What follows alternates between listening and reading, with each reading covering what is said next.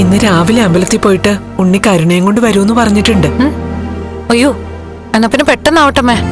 ഏതായാലും മോള് വന്നതല്ലേ, കുറച്ച് ദോശ ഞാൻ പാത്രത്തിലാക്കി തരാം, അവിടെയുള്ളവർക്ക് കൊടുക്ക്. അയ്യോ, അത് വേണ്ടായിരുന്നല്ലോ അമ്മേ. തോമസ് സാർ ഓണമായിട്ട് എല്ലാം അവിടെ ഒരുക്കിയിരിക്കുവാ. ആയിക്കോട്ടെ, എന്റെ ഒരു സന്തോഷത്തിന് എന്തെങ്കിലും കൊണ്ടുപോ. ആ, എന്നാ പിന്നെ ആയിക്കോട്ടെ. എടി മോഹിനിയേ, മോഹിനി, എന്താണ് അവിടെ ഒരു തട്ടലും മുട്ടലും? എന്തോന്നടി ഇവിടെ? ഞാൻ രാവിലെ ദോശ ഉണ്ടാക്കും അമ്മേ. ഈ നേരത്തോ? അതും നേരം വെളുക്കുന്നതിന് മുമ്പ്? അത് പിന്നെ ഉണ്ണിയും കരുണയും കൂടെ കുറച്ച് കഴിയുമ്പോ എത്തൂന്ന് പറഞ്ഞിരുന്നമ്മേ. എന്നാലും അവര് വരുമ്പോ ചൂടോടെ ദോശ ചുട്ടു കൊടുത്താ പോരെ? വെറുതെ ഉണ്ടാക്കി വെച്ചിട്ട് തണുത്തു പോകണ്ടല്ലോ. അമ്മ നേരത്തെ എഴുന്നേറ്റോ? ആ, ഇവിടുത്തെ തട്ടലും മുട്ടലും ഒക്കെ കേട്ടാ എഴുന്നേറ്റ്. ഇപ്പൊ എല്ലാവരും ഏതോ എണ്ണം കെട്ട പ്രേതത്തെ കാണുമല്ലേ, അതുകൊണ്ട് പിന്നെ എനിക്ക് ഉറക്കവും വന്നില്ല. ശരി, ഉണ്ടാക്ക് ഉണ്ടാക്ക്.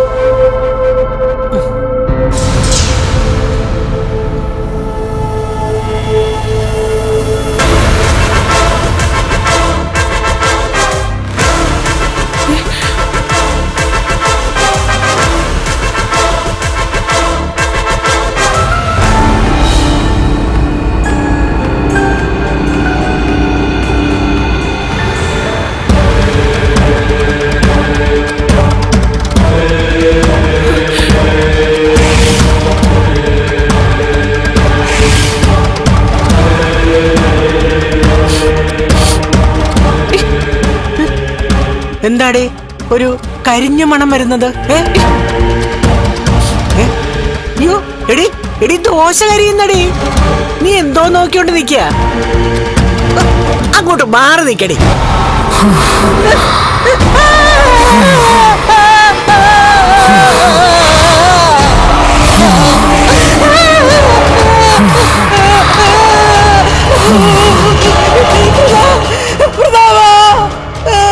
അവള് പിന്നെ വന്നടാ.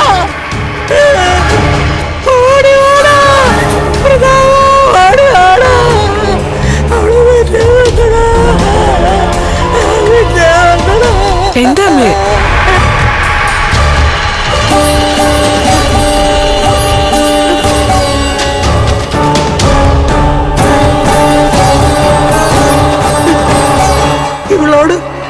ഇവളുടെ മോളുടെ പ്രേതത്തെ കണ്ടെന്ന് പറയാൻ പറ്റില്ലല്ലോ.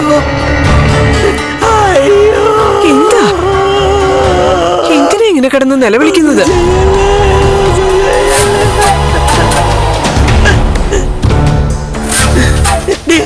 നിന്റെ പിന്നില് ആരോ ഉണ്ടായിരുന്നല്ലോ. എന്റെ പിന്നിൽ ആരുമില്ലായിരുന്നു. ഉണ്ടായിരുന്നു, ഞാൻ കണ്ടതല്ലേ. അയ്യോ, എന്താ പ്രതാപ, പ്രതാപ, നിന്റെ കെട്ടിയുടെ പിന്നിൽ അവളിപ്പൊ നിൽക്കുന്നത് ഞാൻ കണ്ടതാണ്. പ്രേതം.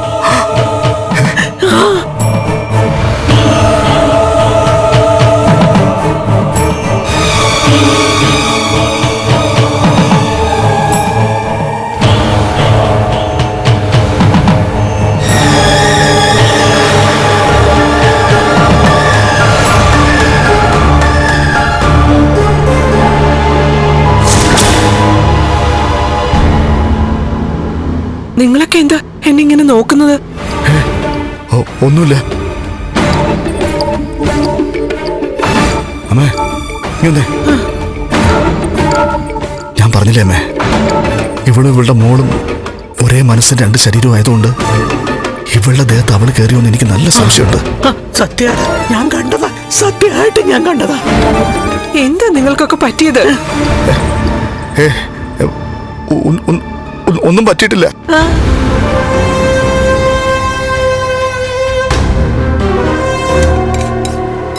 മോഹിനി, മോഹിനി, ഞാന് ഇങ്ങോട്ട് വരുന്നതിന് മുമ്പേ നീ ഇവിടെ ആരോടോ സംസാരിച്ചോണ്ട് നിന്നില്ലായിരുന്നോ? ഞാൻ ആരുമായിട്ട് സംസാരിച്ചില്ല. ഇനിയിപ്പോ ഇതിനകത്ത് ആരെങ്കിലും ഉണ്ടോന്ന് സംശയം ഉണ്ടെങ്കിൽ കയറി നോക്ക്.